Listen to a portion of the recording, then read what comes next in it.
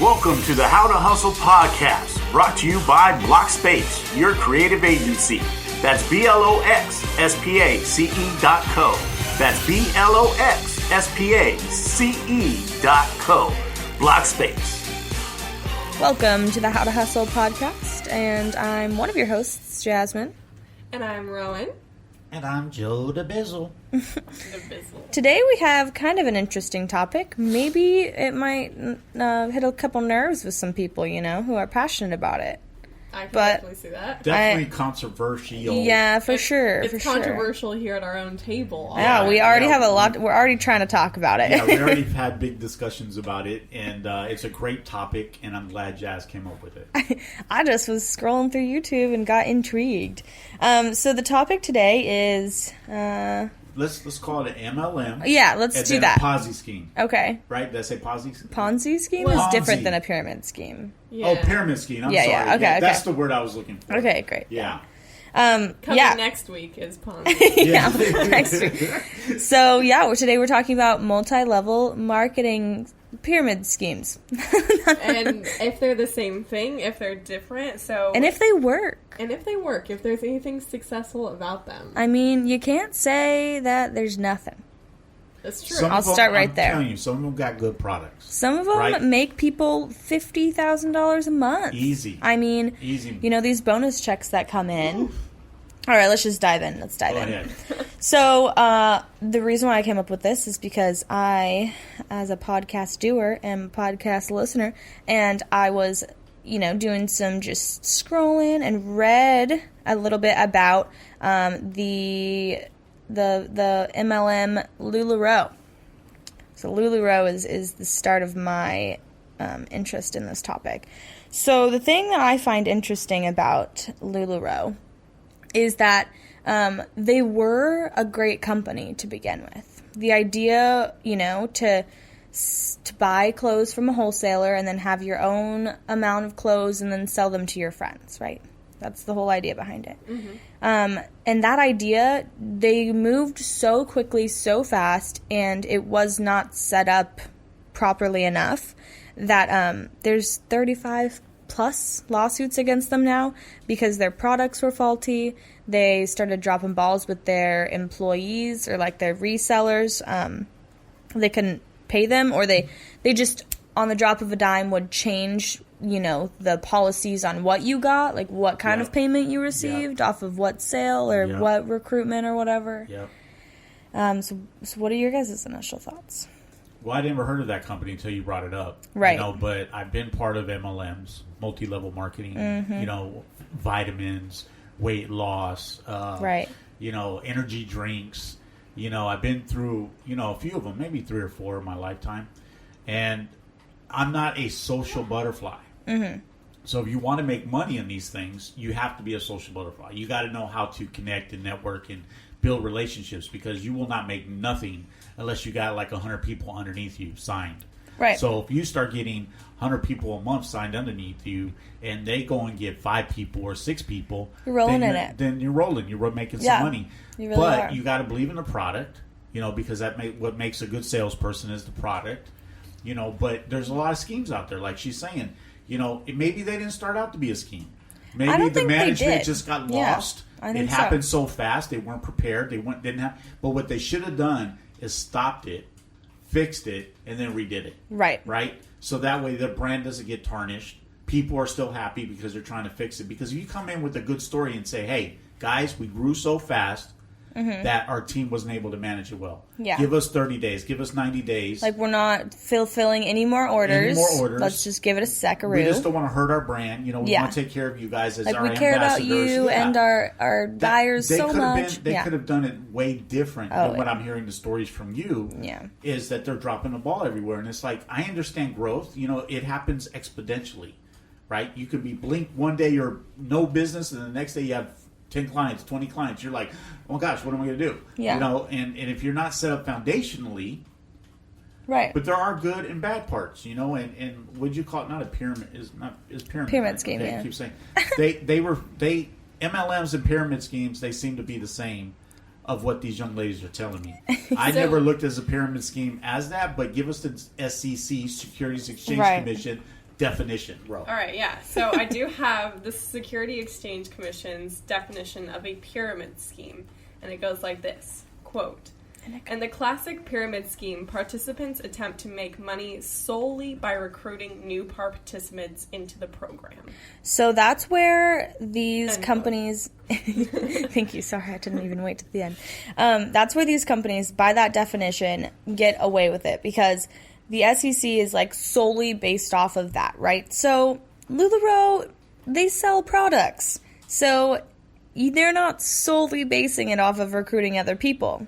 That's true, and that's kind of where it goes faulty. But when you look at the returns that you make with LuLaRoe, particularly when you get someone else to join LuLaRoe, become another contractor per se for their company, you're making significantly more money than you would be if you were just selling the product. Yeah, always. And because the problem is with that is that selling those products can be extremely difficult. If you're at all from the age of when Avon people used to, go around knocking on your door. Mm-hmm. In my town, there's still definitely this one lady, I think her name's Lindsay. The pink Cadillacs, right around with the pink Cadillacs. She has a black Cadillac with pink writing all over it for Avon. Yep. It's got her phone number on there 10 times. But they actually do got some products, though. But I just think that's the thing where they're not getting shut down so fast is because they do have products that they're selling. That's their kind of legal shield that they have. Exactly, against the SEC. Exactly. And it also is not even just a legal shield, but it's a financial shield to them because they're never even buying the clothes. Like LuLaRoe is never even buying the clothes from their seller. Their resellers are buying the clothes from their wholesaler in China. So their wholesaler in China has a $33 million lawsuit against them because LuLaRoe hasn't paid them for their items. So they just have their resellers buy them, and then LuLaRoe's like, yeah, haha, thanks. Exactly. It's like a pass-through. Yeah. I'm making money just being the door. I'm just to have the brand. Yeah. I have the website. Yeah. I have a question for Jen. I want to backpedal a little bit. So before we actually started recording our intense conversation, Joe, you thought that pyramid schemes and MLMs were the same thing. What? Or you thought they were different. You thought they were different. So if you could indulge me for a moment, give me what you believe is that difference. What makes a difference in your head? I want a definition. What's an MLM? Yeah. You. To me, an MLM is multi-level marketing where I have a vitamin, right? Okay. And the vitamin product works very well, and I'm excited about it. I'm happy. And I want to go pitch it to all my friends and say, hey, man, this vitamin's dope, man. You're going to be smarter. You're going to run faster. You're going to grow muscles. You're going to lose fat. You're going to... Right? Yep. And get them hyped on the product, right? I'm hyped. And then I'm moving the product, right? But then secondary, I'm trying to get other people to come up underneath me to sell for me. So we sell as a team. I encourage you. I'm your cheerleader. I'm telling you to go after it. And you're getting encouraged. And then you go encourage somebody else. Mm-hmm. And next thing you know, my downline is 100 people. Right. And I'm making money not selling products no more. Off of what we're selling. Off of what you're selling and what more people signing up. Because there is a sign-up fee for all of them, right? So there is a... It's like $5,000 for LuLaRoe. Do you see? Yeah. I'm going to sign a check to give to them just to become... or I have to buy the products. You have to buy $200 worth of the product. Or both. You could do both. Mm-hmm. Right? So when you say pyramid... and you see how it marketing, goes in a pyramid, though? It still does. Like that thing you're describing is a pyramid shape. For what you're saying, you guys are 100% right. Okay, but in my interpretation, no, that's an interesting because thought. when you say pyramid, to me that sounds crooked. But if you sell multi-level marketing, that doesn't sound crooked to me. Well, that could just be a play on words created by those who have the pyramid schemes. I get it. But for me, it was like I didn't think of it as a negative kind of word. Well, yeah, that's the thing. So, okay, when I brought this up to Ro that I wanted to talk about this today, I think I said, let's talk about why stay-at-home moms' side hustles fail or something. That's what you started out with. That's what I started off with. Because it affects stay-at-home moms more than anyone else because they're just at home. They're like, you know what? I want to provide for my family. I want to do better. I'm on my media all the time. I mean, I know my mom's personally always on Facebook. It's the most annoying thing on the planet. It really but is. She should be selling stuff on there. At least then it would be beneficial. Anyway, sorry, Mom. I just want to give a shout out to my mom right now. She just listed our RV on Airbnb, and within 24 hours got 7 reservations. Hey, so she did a good mom move right there. Nice. So I was pretty proud about that. We'll link the Airbnb link at the bottom of this podcast. Yes. We're going to put links to everything that we start doing that we're talking about. You know what I'm saying? Because, But that's okay, so moms. What you were just talking about is it sounds, great. It sounds nice. It's appealing to that kind of person. And that's like its downfall. That's exactly why it's as crooked as it is, because these moms, this is another thing. Not only are they in this situation, they think that they're killing it. They're making this money. They're also being encouraged by, I think in the podcast I listened to, they call them uplines. Yep. So like you got an upline and a downline. The upline's behind up on top of you. That's why I was saying about the cheerleading. They're the ones that encourage you, pushing you, and say, "Go out and get them. You can get 10 today. Yeah. Let's set a goal. You're gonna let's set a goal. You're gonna talk to 5 friends by next Friday." Yeah. So an upline is not only encouraging you to, they're actually not encouraging you to sell anything. They're encouraging you to buy stuff to sell. And then they're never encourage you about they will encourage you about the product, right? They'll encourage you not to say anything bad about the product. Well, that's a given, because that, if you're going to go didn't sell come it from China. Yeah, right. If you're going to go it's sell moldy. it, No. Shh.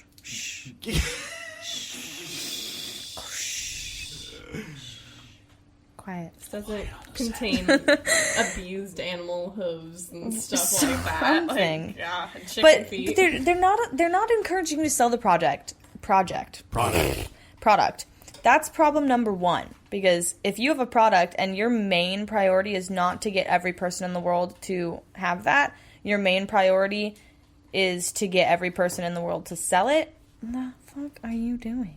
I mean, you're not doing, you're not doing the right company. So you're not doing it right. So Jasmine, I want your opinion. Great. What is the difference between MLM and pyramid schemes? Do you have an opinion? Or is there one? I have an opinion. Okay. I don't know if anyone has an answer, like in the world. I mean, I've got a rough answer. Oh, you have an answer. Well, I'll give you my opinion, and then I'll see how right I was. I think MLMs, just like how we talked about before, they're not solely based on recruiting from people. No, because there's a product, and I think that's probably where it is. It's because if there is a product somewhere in the scheme, then you're not lying. Like, you are marketing that product, however many levels there are. It is being marketed. But a pyramid scheme probably doesn't have that. I don't know. No, I think that's my guess. From both of you guys, I just think they're the same now, because I think they're very much word similar. Is what causes the drama.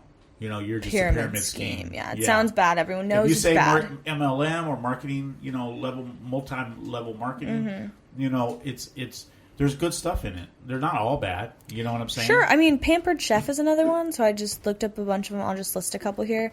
Pampered Chef, Mary Kay, Avon. Oh, Mary Kay, that's gotten me. Yeah. Scentsy. Oh, yeah. Scentsy's another one of those. Never heard of that one. They sell, it's like that wax candle stuff that like just warms up and then makes everything smell good. Yeah. Okay. And then, what is this? Mona V. I've never heard of that. I've never heard of that one. Coastal Vacations. That's an interesting one. Yeah, it's selling vacations. Yeah. Those are just a couple. Herbalife. Herbalife is big. I've never heard of that. Part of that one because it's weight loss. What they is got that? Great products. Herbalife is a real company. Multi-level marketing company. It's definitely multi-level marketing, but they do have a ton of products, and they invest in their products because they've grown from having just weight loss to muscle builder. Okay. I mean, they got a whole thing. Sure. Plus, they have workout programs that you can buy and have a subscription to. Like, you want this coach, like one of the big health coaches out there in Hollywood. Okay. They got a channel. So you can go in there and watch their stuff and do workouts with them. Gotcha.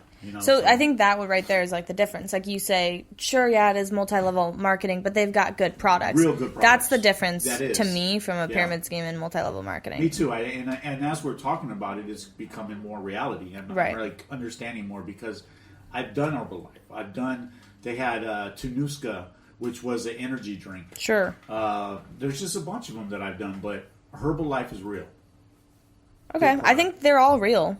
Yeah, they're real. I mean, but no, I think I know what you're saying. Have stand the test of time. Avon's been around for 100 years.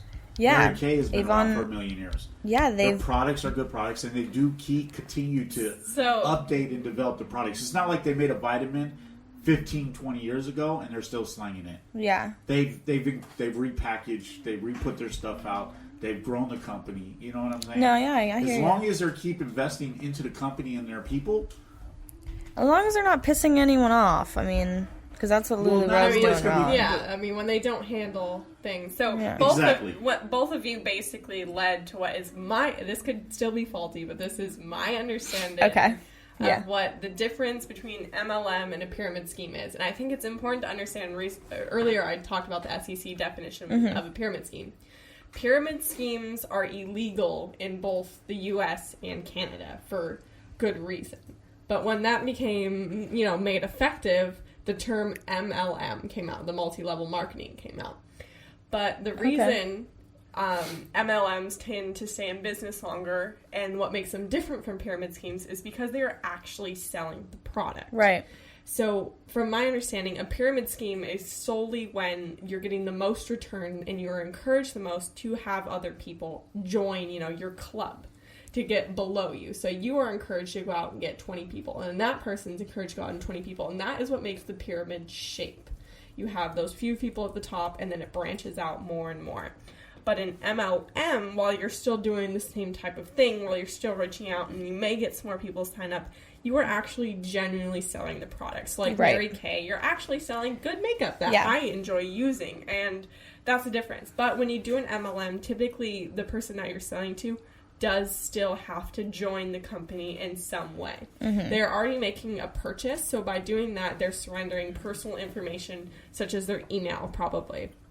And from that email address, that company can then continuously reach out text messaging, the whole nine, and try to get them to join as one of those affiliates. But they don't feel that immediate pressure because those people who sold them those products don't necessarily feel the pressure to make them join. So if Mary Kay, you have a Mary Kay party or whatever, the people buy the Mary Kay products, and then that's it. But they get these emails that encourage them to get, be an affiliate, basically. Yeah. And they don't have to do that, but some people do. But it is not the basis of the company. Unlike like LuLaRoe, like you're like, hey, you get to sell stuff. If you just gotta buy $5,000 worth of product. That's not how that's how you kind of identify the difference, is if they're actually pushing a viable product like what you're talking about with Herbalife or something like that. Right. I don't know. That's my take. Yeah. So, and then at the beginning of LuLaRoe, I mean, these products were things people wanted. It wouldn't have become such a popular thing if there wasn't a product to base it off in the beginning.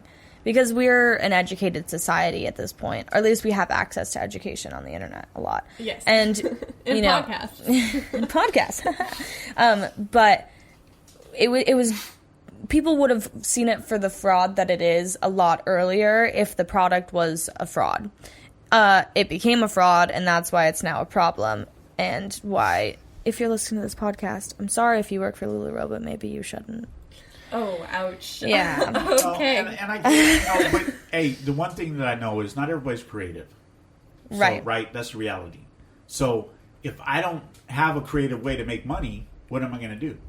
I jump on other people's bandwagons, and it's a system that they're selling. Really, they're selling a system. Yep. That all I got to do is go tell people and try to sell it. Yeah. So I don't need to have the education. I don't need to have any special skills. You're going to have Facebook Live. Facebook Live, hey. Yeah. There's a clothing people that sell clothes on Facebook Live. That's LuLaRoe. No, that's LuLaRoe. That's LuLaRoe, yeah. Well, I didn't look like hip clothes, but they look like grandma clothes. But anyways, that's LuLaRoe. That's right, yeah. Okay, so but that's what I'm sharing with you is like, in this day and age, not everybody has that hustle. They don't know what to do. They're trying. They're trying, and really that's the best thing. As long as you're not losing your mortgage and getting kicked out of your house, never leverage yourself such a way that there's no coming back from. Okay, and that's the key right there, right? You're not. We have had a little bit of a debate between Ponzi and pyramids, so I want to talk about Ponzi schemes for just a second. So a Ponzi scheme also is in the shape of a pyramid, but controversially. Yes, maybe. Maybe it's a pyramid. But a Ponzi scheme is more about investments. So like, hey man, I have this great idea. Will you loan me $10? And then I go to Rowan and I'm like, hey, will you loan me $15? I need to pay this, or no, I won't tell you. I'll just be like, will you loan me $15? Mm-hmm. And then I'll use the 10 and go back and pay the first guy. So like, my money doesn't exist anywhere in this situation. And then I owe Rowan 15, so I go to someone else and I'm like, hey Joe, would you give me $17? And you're like, sure. Let's start from the foundation. The foundation is, hey, man, I got this new company. It's an idea. It's going to skyrocket. Yep. It's going to blow up, man. Just invest with me, $10,000, right? Yeah. And I guaranteeing you that you're going to make 20% on your money every year. Yeah. Right? And then I go to the next guy, the next guy, the next guy. But all that money I'm just making. I'm not... It's no company doesn't exist. Yeah, and you're just giving it back. Well, then when everybody's coming back wanting their interest checks... I'm taking the interest money from somebody else that just came in the pyramid or Ponzi into the Ponzi. Yep. There we go. They just came in the Ponzi. They gave me $10,000. I'm going to take a percentage of the first $10,000, right? First money in, first money out. Yeah. And I'm going to give them their 12%. Yeah. So whatever 12% of 10,000 is, I'm going to give that to them, right? Yeah. But it takes 6 months to a year. Right, and then you could come back and say, "Well, all of a sudden, I'm not getting my interest checks; like they're late." Right, and all of a sudden, I'm like, "You know what? I'm not feeling this. I want my money back." Mm-hmm. And you go in and say, "Well, your money's not available. You know, it's part of your contract. You have to wait 6 months to get your money out." Your money actually doesn't exist. It really don't. It doesn't. And the investment don't exist. You know, the biggest one was that guy Madoff. It was a $1 billion, $2 billion Ponzi scheme. Yeah, right. You know, where he's just robbing Peter to pay Paul, and it's in this big pyramid. And he was on Wall Street. They were doing, big press on him of his returns. You know, he's the bomb. Everybody's giving him money. Yeah. Wonder Kid. And look what happened. Well, and, Wonder Kid, Billy McFarlane. For those of you who've watched both documentaries about Fire Festival, Billy McFarlane... Not only did he Ponzi in his dealings of trying to get this festival I don't even know what he was doing, but he had an idea. He had an idea. And he knew how to sell that idea. And that's like the thing. He used social media, and he used influencers, which we could do a whole thing on influencers. But he used the influencers to sell this product and get a bunch of people to give him money so that he had some money to start trying to throw the festival. So he had his consumers investing in the product by buying $1,000 tickets or $1,000 villas that didn't exist, and then after the fact trying to go in and build the things and make the things exist. Or instead of at the festival being able to use cash, you had to use this wristband that was made up like a week before the event because they needed more money. So there's that. Yeah. So the question that we asked each other when we were on our break is Billy he a crooked? Is he a bad guy? Is he a bad guy? Or did it get away from him? Did it get away from him? And I look at him as a great hustler, but it got away from him. Because he could have, if the island was bigger and there was more infrastructure on that island that he chose, he could have probably got away with it and made it happen. I also love how he picked an island that was Pablo Escobar's island. Lie. Yeah. Lie. Stuff like that. It's you threw it over the top when you started bringing in all the lies. So my understanding, since I like to be the definition, one of us, we need you. A Ponzi scheme typically involves no product, and that's what makes it different. It's about investing or trading a non-physical experience, so to speak. Yeah. And so that could be like stocks, investing in a theoretical company or a startup where there might be a material thing there, but you're not getting it. So it's like the villas. You get to go visit this villa, even though it's not actually there for $1,000 or whatever it was. And so that's what makes a Ponzi scheme different from a pyramid or an MLM. It's not product based, and you're also it's usually one person almost kind of conducting the Ponzi scheme. Yeah. And it's not... Like Charles Ponzi. And exactly. So it's not like Charles then, does this to Peter, Jim, and Jake, and then they do it to other people. It's usually just Charles causing the problem. Yeah. Yeah. And the question... Is Billy McFarlane a bad guy or not? That'd be a fun podcast. It is. But some people won't even know who he is. But anyways, the guy, to me, was a great salesperson. Because he knew who to sell to. He knew how to get the people involved. And he made it happen. Sure. I'll give it to you. The only thing didn't happen is that it broke. It was broken. Right? People showed up to the island. They showed up to do these events. They didn't have also bad weather. They're living in tents. They didn't get all these special things that they paid for. No luxury villas. No luxury villas. He sold hype. Yeah, but okay, so sure. Sure. But the question I'll give that to you. On purpose? Sure. Did he do it on purpose? So the reason why I think Billy McFarlane bad guy, not going to be friends with him.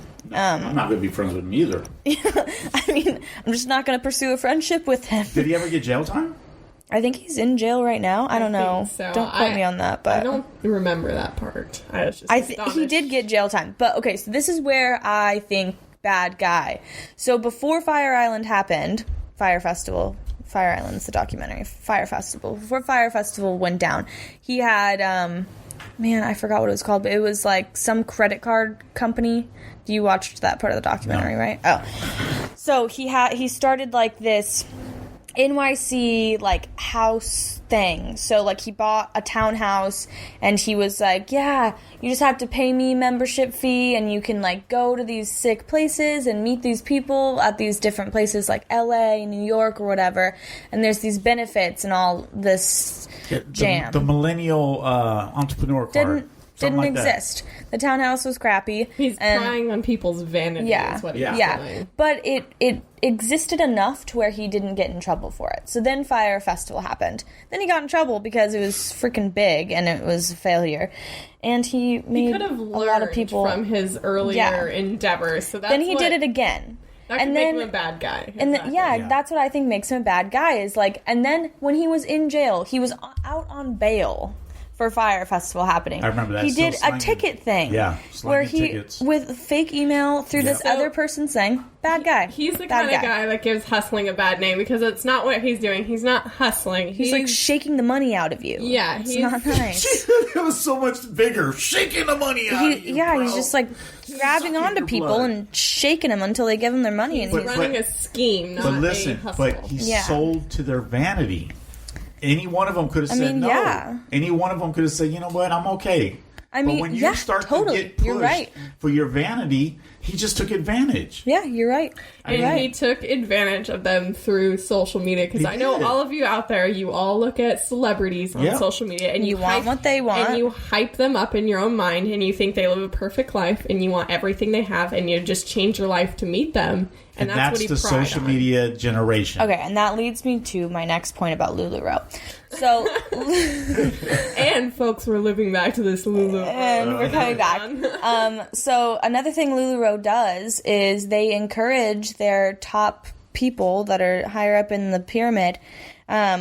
They encourage them to spend the money they're making, right? So this girl, she made like $50,000 a month, like at her commission checks. That's not even just like her money she made on selling. That was the commission checks because she had like thousands of people underneath her. Yep. Mm-hmm. So she gets these commission checks and they're like, go spend it, buy cars, buy this, take your team out to dinners. And post it on social media. And post it on social media and build it up. Make it look like the style that of every life. Like you have time to go spend time with your kids, but also money to buy new cars. A Ferrari. All the time, A Ferrari. Yeah. And then once you get screwed, you get really screwed because you spend all your money. Now you're broke. Yeah. And that's but LuLaRoe ain't broke. LuLaRoe is no, they're not. No, they should be. They should be because that brings me to another topic that I wanted to proceed up to. Okay, is why pyramid schemes fail. So we talked a little bit about why they don't. We kind of talked about why they don't fail because they sucker you in. It's a they are a stunning business model in theory. And it's not cut and dry enough to, like, for the SEC, is that what it's called? SEC? Yeah. SEC. For the SEC to be like, what? That sucks. Because they're like, wait, but a lot of people are making money. Yeah, so. And the SEC don't move unless people gripe. Right. You know, if you get a bunch of people saying... enough people gripe. Enough people griping, then they'll get involved and they'll do their investigation. And they'll go from there, you know. And if they have all their terms and conditions right, they have all their business stuff right, then it's your fault for, you know, getting fed from your vanity, right? You know, and trying to make money out of nothing. You know, it takes something to make money. Mm-hmm. You know, so if you're selling air, that's a problem. Yeah. You know, in any kind of business, you know what I'm saying, and manipulating people, like Rose said a couple episodes ago about, you know, I'm a new photographer. I see that good photographers are making, you know, $200 an hour, right? And I'm going to go out there and I'm going to do $200 an hour, and I take crappy pictures. But my facade, my website's awesome. Oh yeah, my pitch is awesome. Fresh, yeah. It's the best images, it's best everything. But I got them off a website. Yeah, they're none of my images. You bought deposit photos. You know what I'm saying? And you see what I'm saying? Mm-hmm. So to me, that's a hustle. That's selling nothing for something. You know what I'm saying? Yeah, I hear you. And then you get a bunch of people pissed off at you, and they do want to sue you. They do want to get back at you because you ruined the best day of their life. Yeah. You know, and so stuff like that. Yes, watch yourself. Make sure the hustle's above board. Make sure you understand what you're doing. And if you don't understand what you're doing, figure it out. Find out. Ask other people. Yeah, you know, go out there on the web and type it up and see what people are saying about it. Mm-hmm. You know, look at every MLM. If you're going to get involved, look at them. Yeah. What are the negative stuff that they're saying? Wait, you are getting way too far. Okay, that is in the third segment of our podcast, guys. We have a plan. We have to keep all of our listeners enticed. But I want to loop back to what I was talking about before we got a little sidetracked about why the pyramid tumbles. And just, I want you to think of, like, the pyramids of Egypt. Like, what would make it, like, structurally fail? Imagine it's made out of, what's a good, like, fragile material? Glass. Sticks. I was going to say glass. Glass is pretty strong. Sticks. Okay. I won. Sticks. So... imagine, so this is perfect. So you want to make a teepee in your fire pit to start a campfire. Great. You make a teepee, right? Yeah. Are you going to make any other shapes? No. No, you're not going to make no circles or squares. I mean, there's a circle in a teepee. Okay, at the bottom, yeah. No, there's a circle at the top so the air goes out. So if you put a fire in there, the smoke has to go nowhere. All right. Yeah, can you... Where are we going to the wigs? Where are we going? We're going to the sticks or the sorry, wigs. I can't even talk today, man. So, just get to the point. Okay, imagine a stick pyramid. This pyramid falls apart if you try to take those sticks and take them apart, if you try to make them more vertical. Yeah. So then the sticks, they're not leaning up against each other, so they fall off. They fall over. Mm-hmm. And the thing collapses. That's what I'm trying to get at here. Right. So pyramid schemes fail when the top tiers start to get wider than the bottom ones. And this can easily happen, especially in these programs. Let's just say those early people are just still super into LuLaRoe. You know, the people have been in it from the beginning, like maybe a year or two into it. And they're still all about getting those affiliate, relations. So the bottom, it starts to grow. Mm-hmm. But then, those people at the very bottom, they lose interest because they realize it's a scheme. And that's fine. But then they stay. They stay at that width. And those people at the top are still active and they're still building out vertically, and then all of a sudden there's nowhere for the money to trickle down to or come up from. Right. It's no longer a stable model. It's no longer viable. So when the lower levels shrink, the entire structure collapses when those people down there at the bottom realize it's a scheme, or they realize they don't want to do it. And that's a geometry thing I just did. It's math. It's impossible, and it's also impossible for pyramids to stay upright together forever. I mean, the wind blows, okay? Right. And the 2008 economic crisis happens. Every pyramid scheme fell over. Yep. Because nobody's buying. Pyramid schemes are based on wants, not needs. Oh yeah, totally. We need food. We need, real clothes, not LuLaRoe. We need, we need real stuff. And the moment a storm comes along and that pyramid falls over, unless it's the pyramids of Egypt, they all go down. Is basically what I'm trying to get at. So especially if the early adopters start to lose money, they start to lose money and they stop becoming interested and it starts to be more of a rectangle, obviously there's no one filtering it at the top. Yeah. Well, and another reason why they can topple on over, well, or maybe a reason why that would happen, why the spreading at the top would happen, is because, like we talked about earlier, things getting ahead of it. Because when you're doing something that's based off of recruiting people, you don't really have control. Like, it's a lot easier to lose control of someone who's 7 steps below you. Yeah. And you can see everyone who's directly above and below you, but you can't see through them to the people that are above them and to the people that are below the people that are below you. What was I saying? That pyramid schemes. Oh yeah, moving too quickly. That when there's not a vital, or there's not movement of money, there's no more flow, there's a delay of payments, there's no more, there's too much supply, too little sales, or vice versa. Yeah, it gets ahead of you.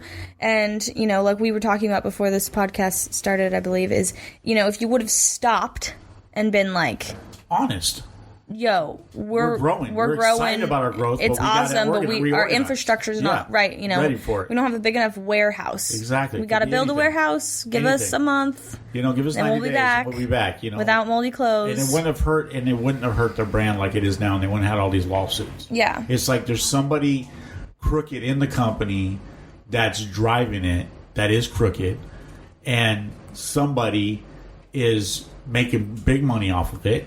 And everyone is just, you know, catching up after. They're just trying to make it work. I've seen it in other companies that I've been part of where the management taking all these investment money and not spending it where it needs to be spent. Also, who the heck is investing in these things? I mean, that should, a lot of people, that should be a huge flag. Like SEC, it's an illegal investment and people still invest. I mean, there's some shady people out there. But if you got money, you can hire the lawyers, and the lawyers could set it up in such a way that you guys could raise money forever. That's crazy. Yeah. I don't So like it's just about lawyers. It's about hustle. It's about how it's written down. And I think it's the negative hustle. I think that's where the negativity of the word hustle came from. Hustle's getting a lot better now, but you know, 3-4 years ago, it was a bad name. It was a bad thing because everybody thinking you're hustling me. No, I'm teaching you how to have a side hustle to get to your number one goal. What is your number one goal?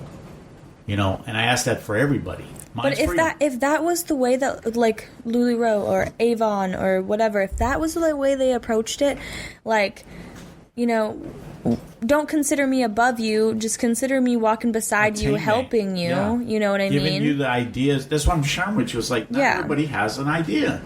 They want to do something. They want to have a side hustle, but they don't know what to do. So then what's their creativity? They do it. Something that's easy. That somebody comes and say, "Here's a business in a box. Do this, and you'll make money." It's a great idea, and it's very popular. It's a great idea. Super successful. Yeah. That's not what we're talking about. We're talking about that it is harmful to the individuals within it at some point, and it's harmful to those around them. Because not only can you lose money, obviously, clearly, with these pyramid schemes and whatnot, but you will lose friends and family and business relationships. Because you're getting them involved, and it's like, dude, you got me in this sucky thing, but you know, it's still your responsibility. I can come tell you, hey, man, this $10,000 you put in here, man, you're going to make, you know, $100,000 in a year. Yeah, that was actually one of the main reasons, not only for the loss of money, but the SEC got involved because of how much strain this puts on family relations. Yeah. Because just think about it. Think about you're selling, you know, LuLaRoe, and you try selling it to all your friends, and then your friends don't like it, and you're trying to sell your friends this, and all of a sudden they don't want to be your friends anymore. Or just stuff like that. Or vice versa. You make friends during the pyramid scheme, right? Mm-hmm. Like LuLaRoe, they had or maybe have. I'm not quite sure where they're at in like a company, but they at least had these big trips that you'd go on, and they'd be retreats. People would talk at them. There's still a lot of those. Oh, okay. For LuLaRoe and for they got their romance. podcast going. Yeah. They're still active. They're all over the place. At me, LuLaRoe. Anyway. So, wow, the rain stopped. In case it just got, like, a lot quieter. The rain just stopped. But they have these big events, and everyone's making friends with each other, and they're all connecting on, like, how much do you make? How much did you sell? Where are you selling? Because they're all connected. Okay. It's all about connections. Yeah, no, I totally understand. I want to point out the worst MLM going around right now is the life coach thing, or the fitness coach thing that is an MLM type model, because all these people who get involved in it, they're targeting specifically their friends because they want to become their life coach. They want to become your fitness coach, and then they still encourage you to go on these trips. I have one of those moms on my Facebook who just took her husband to the Caribbean, and they've been there for a week just posting pictures, and all about posting pictures of how she's so much thinner from this and how her friends are getting thinner, and she's making money off of all of her friends is what she's posting pictures on.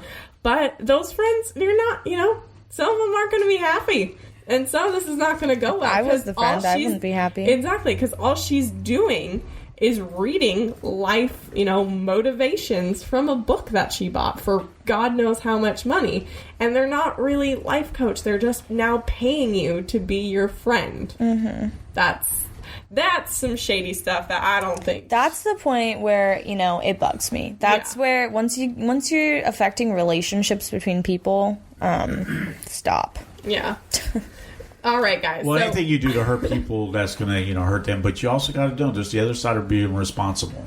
So what do you think about the question when we asked, is Billy McFarlane a bad guy? Is the owner of LuLaRoe a bad person? I definitely think there's just somebody crooked that's handling the books. You know what I'm saying? Because they wouldn't have shooting the shots. Yeah, the accountant. There's always somebody that has these ideas that run. It could be the CEO. I don't know. I don't know anything about the company except what you shared with me. I mean, I don't. But really I'm just saying that. I think her name's Deanna. Yeah, but when things happen. I've never met a good. No, I have met a good Deanna, but she's. I do like. Sorry, Deanna. You're probably not listening. Sorry. But it's just like I understand how it could happen in reality, but if you allowed it to happen, that's different. Mm-hmm. That's where the crookedness comes. But, I mean, everyone's allowing it to happen. All 3,500 resellers are currently allowing it to happen. This is true, and they keep they keep pushing it. I was going to say proliferation, whatever. Prolification. But I look at their Instagram, they only got 297,000 followers, and then they only got 146 following. What is that? They're only following 106 people? Yeah, 146 people. 4,000 posts. How old is this company? Oh, by golly, I don't know. A while. A year, 2 years? Oh, no, I think more than that. Like 5, 6. At least. I was thinking more like 8. Yeah, no, probably. Probably more. I don't know. Like a lot. Wow. Okay, LuLaRoe has been around since 2012. So they're doing stuff. They're still doing stuff, guys. They've been doing it, and they're still doing it. So I want to clarify that we are not completely bashing MLMs. MLMs can be a very successful side hustle. And I would also love to chat with everyone here about affiliate marketing in another episode probably, because that is almost like an MLM, but a lot less shady. Similar idea for sure, though, yeah. It is similar because you got a product and you want to sell that product. Not necessarily. You don't have to have a product. Huh? You don't have to have a product for affiliate marketing. Well, what are you giving to them? It doesn't have to be a physical product. It could just be like an online seminar that you hand out for free, or you get someone to download your free ebook. Yeah, to get you to sign up. Yeah, exactly. But you're not have to be selling people. Anyways, that is going to be another episode, guys. I promised you that we were going to talk about how to identify what's a pyramid scheme and what's an MLM. Because if you are out there and you're listening, you're a stay-at-home mom, we love you. Congratulations for being such a badass woman. Also, I'd like to say, don't let these shitty companies, dissuade you. Is that a word? Dissuade? Just the opposite sway. Of persuade? just don't let these companies sway you. Yeah, okay. Don't make them sway you away from trying to hustle. I mean, you're doing the right thing. You've got the drive. You're going out there trying to get stuff moving. Just do it on your own, maybe. You can do it on your own, or you could do it with an MLM. I want to do want to talk about this because there are legitimate ones, like you're talking about the Herbalife or There's Avon, or Mary Kay. Those have been around for 100 years. Good. I've used Mary Kay. There's nothing wrong with Mary Kay foundation. Scentsy is a good product. So it's not necessarily a bad thing. No. So an MLM is not necessarily a bad thing if you're that kind of person who is bubbly and love to do this. Another one I was talking about before this episode was Pure Romance, where you sell romance-related items to usually women at parties, and that was actually super fun. And no one ever asked me to become an affiliate from this. Buy this if you want to. It was no big deal. It was super fun. So that's a very fun MLM if you're a bubbly person who loves to do that, especially with college people. It was really fun. But one of the easiest ways you can identify a pyramid scheme from a legitimate MLM is that large amount of upfront money to become a distributor or a contractor. You shouldn't have to buy, or you shouldn't have to pay anything other than buying the product. Yeah, so you should have reasonable startup costs. So for LuLaRoe, I would say $5,000 is way too high. Oh my gosh, why? And you're not getting anything in return. You're just signing up. Why should it cost you $5,000? So if there is a large amount of upfront money to become a distributor and you are not receiving any products, especially products that are not worth that amount, red flags should just start going. Sirens should just be going off in your head. So let's say there's this vitamin water type company, and they're like, hey, you can, Red Bull. You can drive around and sell Red Bull in our awesome truck or your own car or something like that. I get you. But be able to have our name, you have to pay $7,000. Yeah. No. And the sad thing is people are doing it. Exactly. That's a no, because they just collected $7,000 from you, or they don't owe you anything. Look, just yesterday, remember I was talking to a client I had, and I built this website, and I've been hosting it for about 5 years, 3, 4 years, whatever. And he went and hired another company to build him a new one, right? Man. So I turned his site off because he didn't want to keep it. He didn't want to, stay with me hosting and all that. Well, he comes back and says, well, my site's down, and I hired these guys, and I asked him why. He says, because it was a new shiny thing. And I'm like, in my heart, I was like, dude, I give you the best of everything. Why would you want to go somewhere else? But they were able to sell him better and be in his face. I ain't been calling him. I ain't been trying to sell to him. That's my fault, right? I could have said, hey, man, I got this brand new marketing opportunity for you. Get you a bunch of clients. I do that. But I think a lot of that's the hustle. I don't want to hustle people for their money. You don't want to have educate that bad them. name. You That's what I'm saying. You want to be selling yourself, I want to your be, here it is. personality. I want to be in integrity when I do my work. Dun, dun, dun. Is that an achievable thing, folks? Hey, honestly, guys, real hardcore business, there's a lot of balancing act. She got mad at me this morning. so I come across this guy comes for a company yesterday and comes to pitch me his wares, right?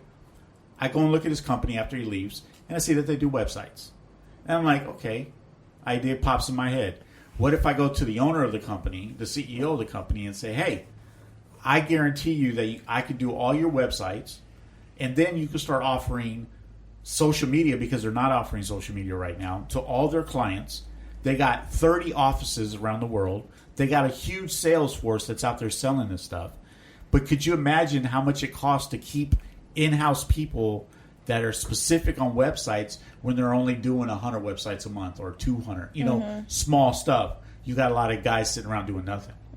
But if we took on all that work, every site that you got would be the project manager. You fire that whole department. You get rid of that whole department and hire us to do it. And we share profits. You don't even have to run it. You don't have to carry insurance. You don't do anything no more. Why did you get mad at him, though? Because that's putting people out of jobs. It's why I was homeless for 3 years, is because he is putting people out of jobs. He's taking away from jobs for people who have been doing this their whole lives, probably.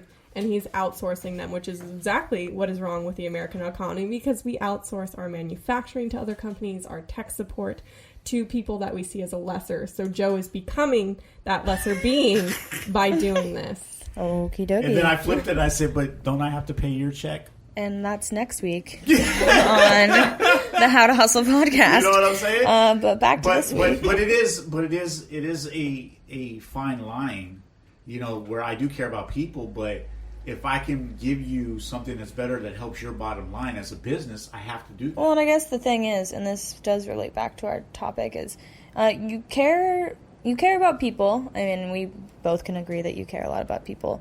But what I'm seeing from this situation is that you are caring more about the people you can see than the people that you're not seeing, right?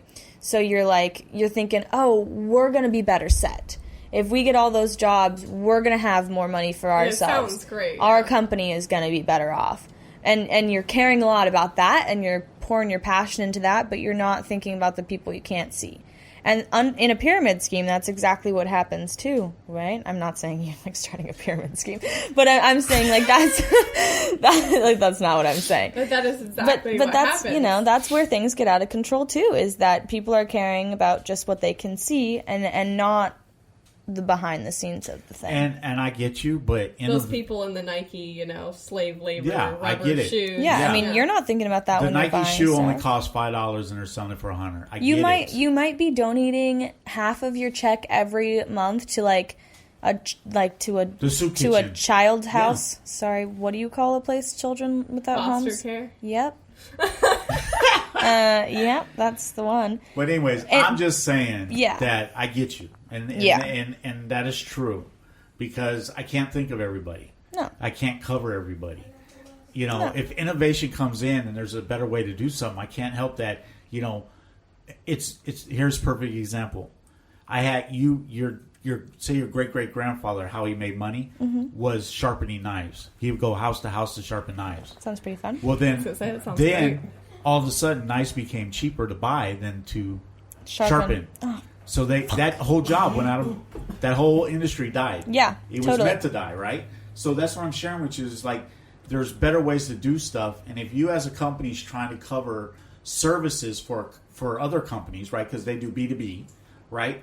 If they're doing B2B and there's a better way to do it and it help your bottom line, why wouldn't you entertain the conversation? Yeah, I hear you. Do you feel what I'm saying? Yeah. And I'm sorry, maybe we would hire those guys. Maybe those guys would come work for us.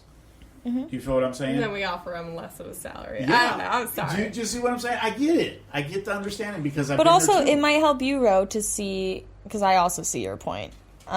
It might help you to think about the fact that it's not the fact he doesn't care about those people that would lose their job. It's the fact that he's trying to make your job better now. I completely understand. And think about that for you said you homeless for 3 years and that was the reason why. Think about the people that put you in that position as well. And they were thinking about someone else. So they weren't thinking about it. They were thinking about they were trying to expand the company, but by expanding the company, they were cutting out their expenses. And that's what companies usually profitable margins are very small. Mm-hmm. That's unless you're business, Apple, man. Where you got 75% profit margins. You as a business, as an entrepreneur, we have to take care of our staff, and we have to be a good Samaritan in the business world, right? We got to take care of people, but if there's a solution for something that's going to delete some people, whose fault is that? Is it my fault? No. Like building cars now, right? We don't use as many people to build cars no more. There's a lot more robots. Mm-hmm. Yeah, is it a CEO's fault for hiring robots instead of a But if you person? got stockholders, they're looking at you for the bottom line.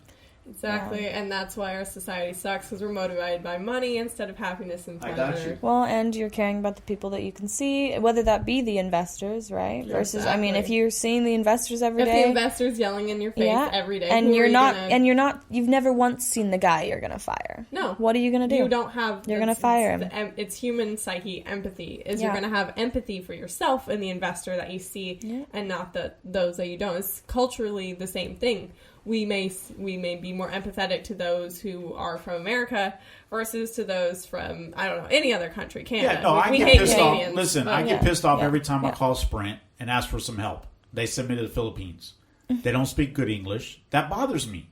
It's like if you're going to hire somebody overseas and you're going to try to make, save money that way, at least have the best educational people that they have that speak very good English, that can explain what's going on.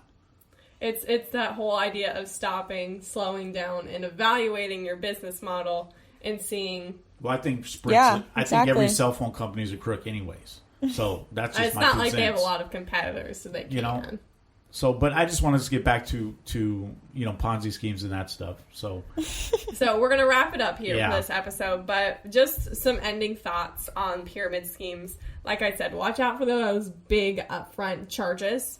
And if they do have a big upfront charge, so say if you do want to do LuLaRoe, see why they're collecting it. With that big upfront charge, do you get marketing? Yeah. Oftentimes you don't, but that is a legitimate charge if they're going to pay for marketing for you, for your products, for your brand name of selling LuLaRoe. Yeah. Or if you get like a kit of some sort. Exactly, if you get a kit. But one of those big things with those kits, sure, they send you a $5,000 kit. But is there a buyback program? Some of the legitimate MLMs will have a buyback program. Well, if you don't sell the products, they will buy it back from you. So you are not in the hole. You're not just throwing $7,000 at them and you're stuck with useless product if you can't sell it. Oh, yeah. Another thing, look at their policy on changing policies. Ooh, that's another good one. Yeah, because a real company won't let a policy change quick enough to screw you over like that. Yeah. That's what a real company would do. Yeah.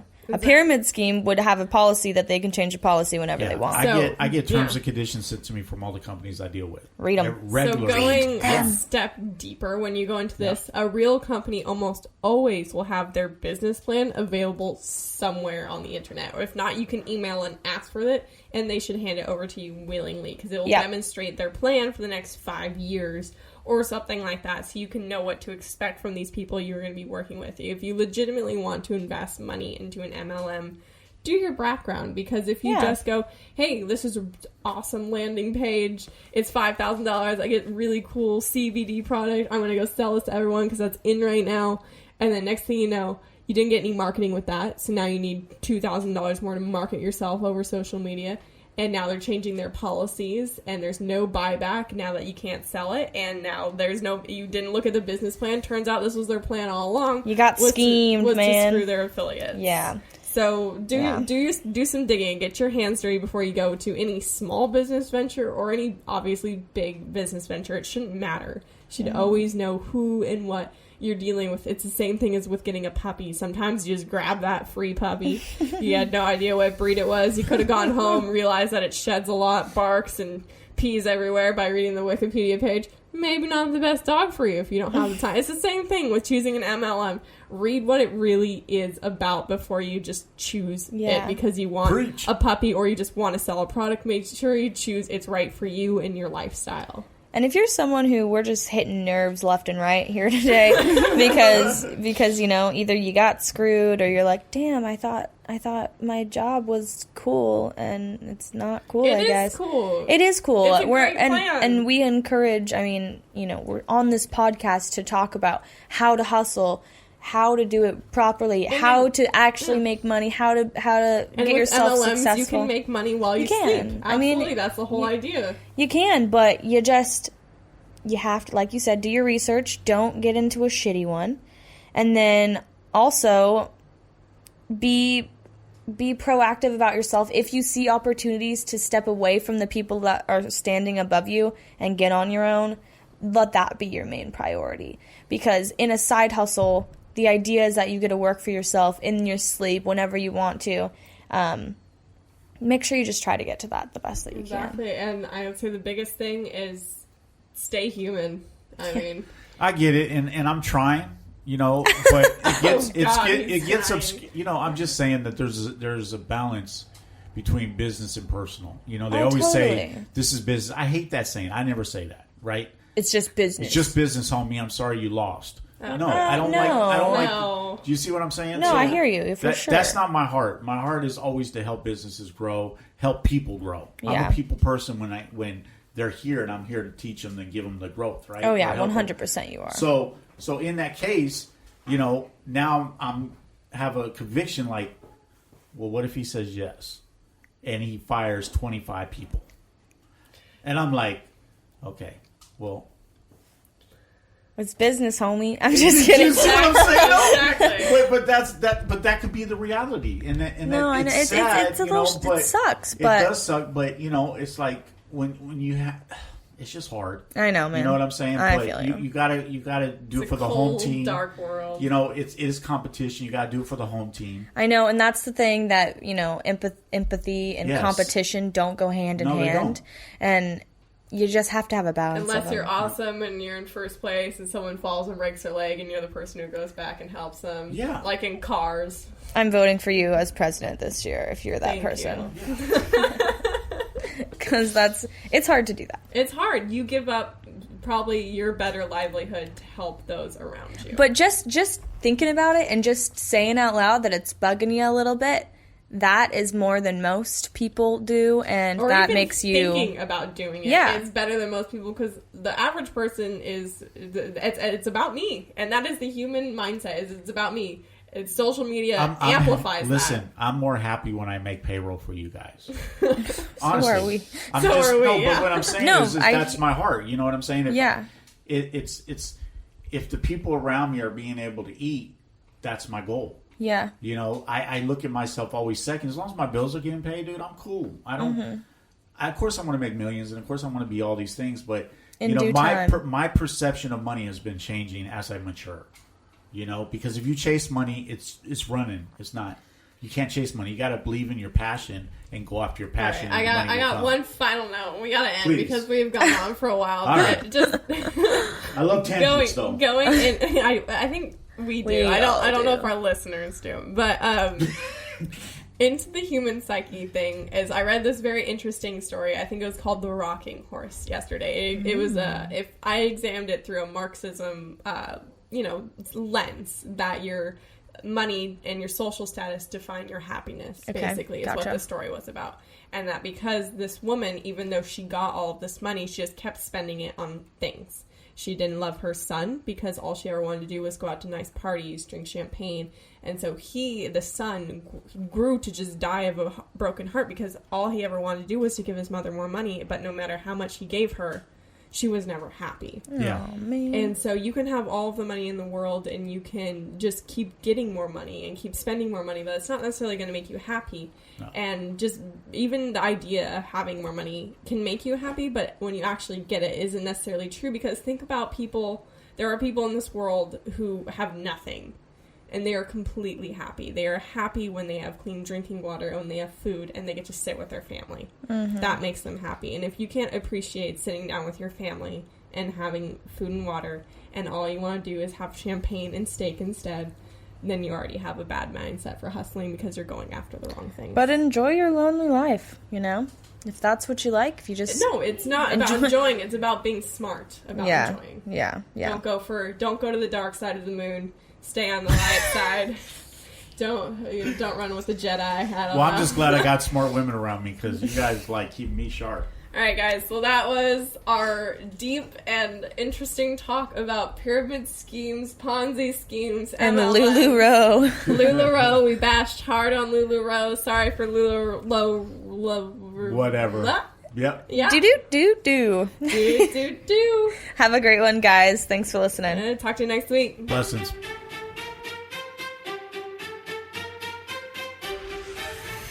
Welcome to the How to Hustle podcast, brought to you by Blockspace, your creative agency. That's BLOXSPACE.co. That's BLOXSPACE.co. Blockspace.